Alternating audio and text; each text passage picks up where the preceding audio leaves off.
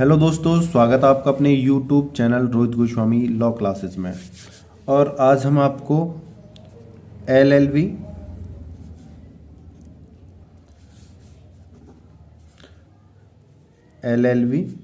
First year same first और इसका जो पेपर होता है कॉन्स्टिट्यूशन फर्स्ट, इसका जो कोड होता है 1002। इसके मैं अभी वेरी शॉर्ट क्वेश्चन और कुछ शॉर्ट क्वेश्चन करा चुका हूँ, वेरी शॉर्ट करा चुका हूँ और शॉर्ट क्वेश्चन करा चुका हूँ। लेकिन कुछ 3-4 क्वेश्चन हैं, 3 से 4 क्वेश्चन अभी रह गए हैं जो मुझे कराने बाकी हैं। इम्पोर्टेंट क्वेश्चनों में से एक है। हालांकि पेपर तो आपका मैं ऑलरेडी करा चुका हूँ, ये कुछ और हैं जो आपके लिए ज़्यादा इम्पोर्टेंट क्वेश्चन है, तो मैं इनको भी आपको करा देता हूँ, ठीक है ना। और आपको वीडियो में चलने से पहले बस आपसे इतना रिक्वेस्ट है, अगर आपने हमारे चैनल को लाइक शेयर एंड सब्सक्राइब नहीं किया तो प्लीज़ हमारे चैनल को लाइक शेयर एंड सब्सक्राइब जरूर कर लें और बेल आइकन घंटी को दबा दें, जिससे आपको जो भी वीडियो मिलेगी तुरंत आपको पता चल जाएगा, ठीक है ना। हम ज़्यादा टाइम ना गवाते हुए हम अपनी वीडियो पे चलते हैं। क्वेश्चन है हमारा, नागरिकों के 11 मौलिक कर्तव्य निम्नलिखित हैं। देखो मौलिक कर्तव्य क्या होते हैं। देखो एक बात ध्यान रखना, बच्चों में कन्फ्यूजन यहाँ पे ज़्यादा हो जाता है। मौलिक अधिकार अलग होते हैं और मौलिक कर्तव्य अलग होते हैं। ये दोनों अलग अलग हैं। मौलिक अधिकार अलग होते हैं और मौलिक कर्तव्य अलग होते हैं, ठीक है ना। कभी इनको आप एक समझ लो, ठीक है। तो इनमें आपको अंतर समझ में आ गया होगा, मौलिक अधिकार अलग हैं, मौलिक कर्तव्य अलग, ठीक है। अब चलते हैं अपनी वीडियो पे। देखो ये जो हमारे मौलिक कर्तव्य हैं, मौलिक कर्तव्य भाग 4 में हैं। किस में हैं? हमारे भाग 4 में दिए गए हैं और भाग 4 क में वर्णित हैं और अनुच्छेद 51 क में है। ये भाग 4 क में है और वर्णित हैं और अनुच्छेद 51 क में है, ठीक है। तो हमारा जो पहला मौलिक अधिकार है क्या है? संविधान का पालन करें और राष्ट्रगीत का सम्मान। इसमें क्या कहा गया है कि जितने भी भारत में वासी हैं, जो भारत के लोग हैं, हमें संविधान का पालन करना है, अपने भारतीय संविधान का पालन करना है, राष्ट्रगान का पालन करना है, राष्ट्रगान को गाना है, राष्ट्रगीत का सम्मान करना है। इनको मतलब इनका सम्मान करना है और इनका पालन करना है, ठीक है ना। पहला ये है। दूसरा है, स्वतंत्रता के लिए हमारे राष्ट्रीय आंदोलन को प्रेरित करने वाले उच्च आदर्शों को हृदय में संजोए रखें और उनका पालन करें। देखो जो हमारे स्वतंत्रता सेनानी थे, जो हमारे देश को स्वतंत्र कराने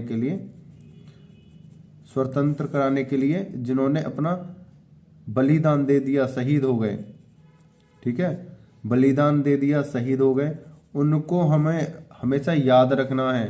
क्या रखना है? याद रखना है, उनका सम्मान करना है हमें, ठीक है, और उनको हृदय में सजो के रखना है, ठीक है ना। इसमें ये बात कही गई है। जो जैसे मैंने अभी आपको बोला है ऐसे आप लिखे आना। स्वतंत्रता सेनानी जो स्वतंत्रता के लिए हमारे लिए बलिदान दे गए और शहीद हो गए, उनको सम्मान और हृदय में बसा के रखना है। तीसरा है हमारा भारत की संप्रभुता यानी ताकत, मतलब भारत में इतनी शक्ति होनी चाहिए कि उस पर कोई बाहरी व्यक्ति अपने, तो संप्रभुता से मतलब है जो भारत की जो शक्ति है इतनी है कि जो अपने कार्य हैं, उनके जो निर्णय हैं स्वयं ले सकता है, उस पर किसी का दबाव नहीं है, और भारत की एकता और अखंडता को, भारत की संप्रभुता, एकता और अखंडता की रक्षा करें, मतलब इसकी संप्रभुता को बनाए रखें, एकता को बनाए रखें और अखंडता को, मतलब अखंड भारत बनाए रखें, ठीक है। इनकी हमें करनी है रक्षा। ये हमारे कर्तव्य हैं। आगे कौन सा कर्तव्य है एक हमारा, देखते हैं। भारत के देश की रक्षा करें और आह्वान किए जाने पर राष्ट्र की सेवा करें। मतलब एक तो हमें अपने देश की रक्षा करनी है, ठीक है। देश की रक्षा का मतलब क्या है? वो ही व्यक्ति नहीं है जो सेना पर खड़े होकर ही हम रक्षा कर सकते हैं, वो सॉरी गलत लाइन निकल गई। वो ही व्यक्ति वो नहीं है कि जो सेवा करते हैं, जो सैनिक बन के बॉर्डर पर खड़े रह के ही सेवा की जाती है। हमें अपने अंदर देश में भी किसी लोगों की, गरीबों की सहायता करके या सरकारी संपत्ति की सुरक्षा करके भी हम उनकी क्या कर सकते हैं, देश की रक्षा कर सकते हैं। सरकारी संस्थानों, प्राइवेट संस्थानों में, इनमें अपनी मदद देकर हम उनकी रक्षा कर सकते हैं, ठीक है ना। आगे चलते हैं। भारत के लोगों में भ्रातृत्व की भावना पैदा करना। जो देखो, भ्रातृत्व तो एक मतलब है भाईचारे की भावना पैदा करना। कैसी? भाईचारे की भावना पैदा करना। भारत के लोगों में भाईचारे की भावना पैदा करें, जो जाति, धर्म, भाषा और प्रदेश या वर्ग आधारित सभी भेदभावों से परे हो। जो मतलब एक हमें संपूर्ण भारत में भाईचारे की भावना उत्पन्न करनी है, ठीक है, जिनमें कोई तो भेदभाव ना हो, कि जाति का भेदभाव ना हो, धर्म का भेदभाव ना हो, भाषा का भेदभाव ना होना चाहिए, प्रदेश के, भाई तुम बिहारी प्रदेश से हो, तुम हरियाणा से, तुम गुजरात, मतलब किसी प्रदेश का हो, कहीं से भी हो, भेदभाव नहीं करना, या वर्ग का भेदभाव नहीं करना। आधारित सभी भेदभावों से परे होने चाहिए, ठीक है। आगे चलते हैं। हमारी गौरवशाली मिश्रित संस्कृति, परंपरा महत्व समझे और उसका परीक्षण करें। जो हमारी गौरवशाली मिश्रित, हमारी जो भारतीय संस्कृति है वो कैसी है? मिश्रित है। मिश्रित से मतलब क्या है? भारतीय मिश्रित संस्कृति से, मिश्रित संस्कृति से हमारा मतलब है कि हमारे देश भारत में सभी धर्मों के लोग रहते हैं। हिंदू रहते हैं, सिख रहते हैं, ईसाई रहते हैं, मुसलमान रहते हैं, बौद्ध रहते हैं, जैन रहते हैं, और भी बहुत समुदाय के लोग हमारे भारत में हैं। लेकिन हमारे देश में किसी को भी विशेष स्थान प्राप्त नहीं है। सभी क्या रहते हैं? मिलजुल कर रहते हैं, ठीक है ना। तो यहाँ पे क्या कहा गया है? हमारी गौरवशाली मिश्रित संस्कृति, परंपरा के महत्व, परंपरा, देखो यहाँ पे लिख लेना, महत्व, एक मिनट रुक जाना, ये थोड़ा यहाँ पे गलत हो गया है। परंपरा का क्या समझें? यहाँ पे आएगा का, परंपरा का महत्व समझें और उसका परीक्षण करें। मतलब हमारे देश में विभिन्न विभिन्न जाति, विभिन्न विभिन्न धर्म के लोग रहते हैं। सबका एक अपना अपना कल्चर है, ठीक है ना। सभी की एक नई नई क्या है? रीति रिवाजें हैं। तो हमें एक ही छत के नीचे, एक ही देश के नीचे हमें नई नई संस्कृति मिलती है, नए नए धर्म मिलते हैं। तो उनको समझें, उनकी संस्कृति को क्या करें? समझें, उनका परीक्षण करें और उनको महत्व समझें और उनको बनाए रखें, ठीक है ना। तो इसमें यही कहा गया है, हमारी गौरवशाली मिश्रित संस्कृति, जिसमें सभी देशों के सभी धर्मों के क्या रहते हैं? लोग, उनके जो कल्चर हैं, उनकी जो त्योहार हैं, उनको समझें और उनके महत्व को समझें और उनको बनाए रखें, ठीक है ना। और उनका क्या करें? हमें परीक्षण करना है। आगे चलते हैं। प्राकृतिक पर्यावरण जिनके अंतर्गत वन, झील, नदी और वन्यजीव सम्मिलित हैं की रक्षा करें और उसका संवर्धन करें। वे प्राणी मात्र के प्रति दया भाव रखें। इस सब का अर्थ क्या है? मतलब हमें अपने वन्यजीव, इतना लिख देना आप अपना, वन, झील, नदी और वन्यजीव, इनकी रक्षा करें और प्राणी मात्र के प्रति दया का भाव रखें। इतना लिख देना। इसको कितना लिखना है? हमें इतना। वैसे ही मैंने पूरा इसलिए उतारा है क्योंकि जो हमारे भारत के जो संविधान है, अनुच्छेद 51 के में ये पूरा ही है, तो इसलिए मैंने इसे पूरा उतारा है। तो हमें पेपर में कितना करना है? वन्य, झील, नदी और वन्यजीव की रक्षा करें और प्राणी मात्र के प्रति दया का भाव रखें। मतलब वन, झील, नदी, इनकी हमें क्या करनी है? रक्षा करनी है। वन्य जीव की, झील की, नदी की, पेड़ पौधों की, और मानवों के प्रति दया भाव रखनी है। बात है ये।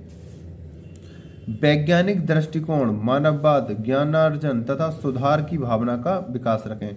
देखो, वैज्ञानिक दृष्टिकोण मतलब हमें अपने देश को कैसे डेवलप कर सकते हैं, ठीक है। मानववाद, हम इसे कैसे बढ़ा सकते हैं। ज्ञानार्जन मतलब हम अपने ज्ञान को ज़्यादा से ज़्यादा कैसे बढ़ा सकते हैं। तथा सुधार की भावना, हम अपने देश में किस तरह से सुधार ला सकते हैं, जो अगर त्रुटियां हमारे सामने हैं तो। तो इनकी क्या करें, इनका विकास करें। वैज्ञानिक तरीके से विकास, मानववाद का विकास, मानव का विकास कैसे हो सकता है, ज्ञान अर्जन मतलब हम ज़्यादा से ज़्यादा ज्ञान कैसे प्राप्त कर सकते हैं, और सुधार, अपने देश का सुधार कैसे कर सकते हैं, इनकी हमें भावना उत्पन्न होनी चाहिए, विकसित होनी चाहिए। आगे चलते हैं। सार्वजनिक संपत्ति को सुरक्षित रखें और हिंसा से दूर रहें। जो हमारे देश में सार्वजनिक संपत्ति का मतलब होता है जैसे कोई, अब एक एग्जांपल ले लेते हैं, बिजली का खंभा लगा हुआ है, ठीक है, क्या है, बिजली का खंभा लगा हुआ है, और कोई व्यक्ति कहे मैं तो इसे तोड़ के जा रहा हूं, तो भाई अगर एक खंभा टूटता है तो वहां से पता नहीं जिन कितने घरों की सप्लाई क्या हो जाती है, बेकार हो जाती है। और ये खंभा किसका है, सरकारी तो ये भाई, तो हमें अपनी सरकारी संपत्ति की तो रक्षा करनी है, व्यवस्था बनाई रखनी है, जिससे किसी सार्वजनिक संपत्ति को नुकसान ना हो। बताइए इन सब घरों का भी तो इन पे हक है ना, इस खंभे पे। तो सार्वजनिक संपत्ति को बनाए रखें और देश की सरकारी चीजों का ध्यान रखें, ठीक है ना। सार्वजनिक संपत्ति को सुरक्षित रखें और हिंसा से दूर रहें। भाई सपोज करो कोई सार्वजनिक संपत्ति को क्षति पहुंचाएगा, इनमें से कोई ना कोई व्यक्ति तो गुस्से वाला होगा, तो भाई कोई आपसे लड़ने आएगा, लड़ाई होगी, मारपीट होगी, तो हमें क्या करना, इन चीजों से बच के रहना, ठीक है। सार्वजनिक संपत्ति की सुरक्षा करें और लड़ाई झगड़े से दूर रहें, हिंसा से, ठीक है। व्यक्तिगत और सामूहिक गतिविधियों के सभी क्षेत्रों में उत्कर्ष की बढ़ाने, यहाँ पे है व्यक्ति और सामूहिक गतिविधियों के सभी क्षेत्रों में उत्कर्ष को, यहाँ पे बेटा इसे को कर लेने में की हो गया है, ये को बढ़ाने का सतत प्रयास करें, जिससे राष्ट्र निरंतर बढ़ते हुए प्रयत्न पर उपलब्धि की नई ऊंचाइयों को प्राप्त करे। देखो हमें व्यक्तिगत और सामूहिक गतिविधियों के क्षेत्र में क्या करना है, बढ़ाना है, जिससे हम अपने देश को एक नई ऊंचाइयों पर ले जाएं। व्यक्तिगत और सामूहिक गतिविधियों को बढ़ावा देना है, उन्हें आगे बढ़ाना है, निरंतर ले जाना है आगे लगातार, जिससे हम अपनी नई ऊंचाइयों को छुएं, हमारा देश आगे बढ़े, विकास की तरफ बढ़े, है ना, और कोई हमारे देश का अपमान ना करे, ठीक है ना। उन चीजों के, जब हमारे देश में विकास होगा, हम आगे बढ़ेंगे, तो हमारे देश का कोई अपमान कर ही नहीं सकता है। अगर हम इन चीजों का अपने देश में घाटा करेंगे, हम इन पे ध्यान नहीं रखेंगे, तो हमारे देश का क्या होगा, अपमान।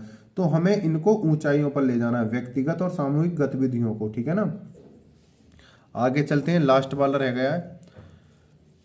6 वर्ष की आयु से 14 वर्ष की आयु के बच्चों के माता पिता और संरक्षक जो उनकी देखभाल करते हैं, जो भी हों, उन्हें शिक्षा के अवसर प्रदान किए जाने चाहिए। 6 से 14 वर्ष के बच्चे जो भी हैं, उनको शिक्षा का अधिकार मिलना चाहिए, और उनको संरक्षण करने वाले जो भी हैं, उन्हें शिक्षा के अवसर प्रदान करें। इन कर्तव्यों को संविधान के 86वें संविधान संशोधन अधिनियम 2002 की धारा 4 द्वारा जोड़ा गया है। इन कर्तव्यों को, जो ये कर्तव्य हैं, संविधान के 86वें संविधान संशोधन अधिनियम 2002 की धारा 4 द्वारा जोड़ा गया है, ठीक है ना। ये था हमारे नागरिकों का मौलिक कर्तव्य। कौन सा था, नागरिकों का मौलिक कर्तव्य, ये मैंने आपको करा दिया है। और ये हमारे 51 क में है, ये सारी चीजें मैंने आपको बता दी हैं। मौलिक कर्तव्य भाग 4 में है, और ये हमारे लिए कम से कम, अब पहले तो ये 10 नंबर में आता था, लेकिन अब ये आपको बढ़ा दिया गया है 20 नंबर में। तो ये वेरी वेरी इंपॉर्टेंट क्वेश्चन बनता है, इसे आप याद कर लीजिएगा, ठीक है ना। और वीडियो को अंत तक देखने के लिए धन्यवाद। टेक केयर, जय हिंद, जय भारत।